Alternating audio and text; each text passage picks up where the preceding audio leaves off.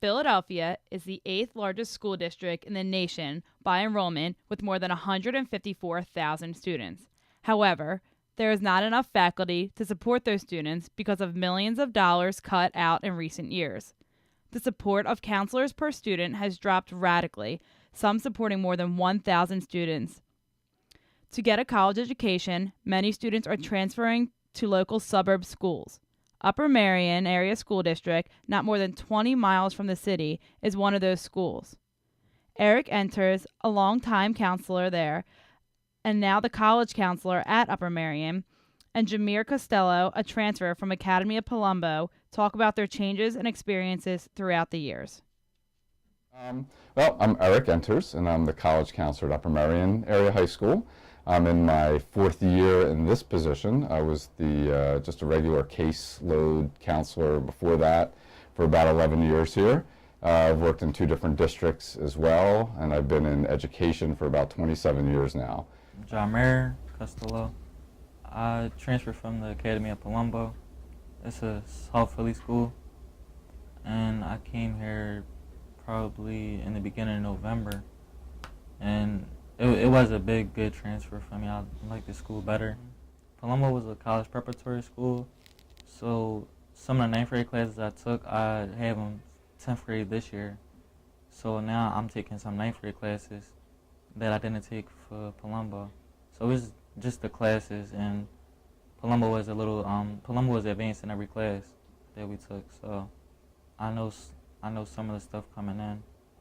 But over the years, I've become very passionate about college education for all different types of students, particularly in this district. About 1/3 of our students are on free and reduced lunch and come from, they're actually first-generation college students. Things we do individually with each student is my position is separate from the caseload counselors. So I work with the juniors and seniors in terms of identifying lists of schools that they're interested in applying to, what's an appropriate match. We talk a lot about the fit of a school here. So does it match the student academically? Does it match them socially? Does it match them size-wise, location-wise? So we do put a lot of effort into helping the kid find the right college for them. So that's a big push for us to have them looking at post-secondary education after high school.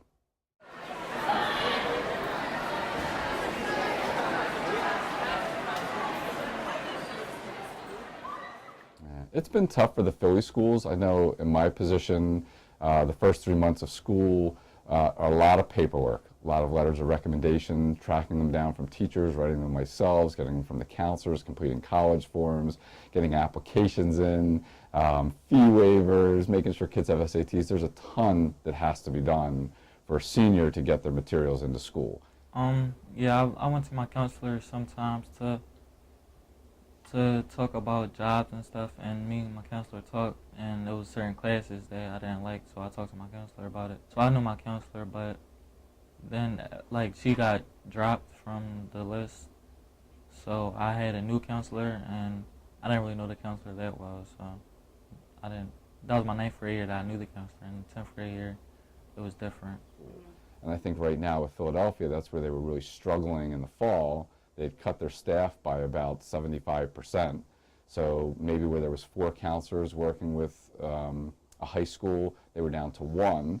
And in Philly, they don't necessarily have the college counselor model. So their counselor, in addition to helping seniors with college, has to handle any crisis intervention that comes up, has to handle scheduling, has to handle any other duties or testing that the administration gives to them.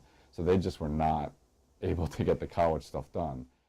With the Philadelphia School District trying to change its ways, the Academy at Palumbo has 3 counselors now who are divided alphabetically. This wasn't the case when Jameer attended the school. We went from 4 counselors to I think 1, and a lot of teachers dropped, and the classes were all crowded. There was probably like 30-something students in the one class. I know talking with a lot of the college reps that came in and asking them, how's your year going, what's happening, very frustrated with the Philadelphia school system, very frustrated getting stuff sent in on time. We received lots of emails this year, I'd say from about like 60 to 70% of the colleges saying we've extended deadlines. There was a big issue with the common application in colleges, so they had their own problems there. But in terms of Philly, I think it drove a lot in this area where colleges did delay deadlines or push them back. So instead of a January 1st deadline, they made it a February 1st deadline with an eye towards we need to get our regular number of students coming from Philadelphia, and we need to give them more time to get the forms done.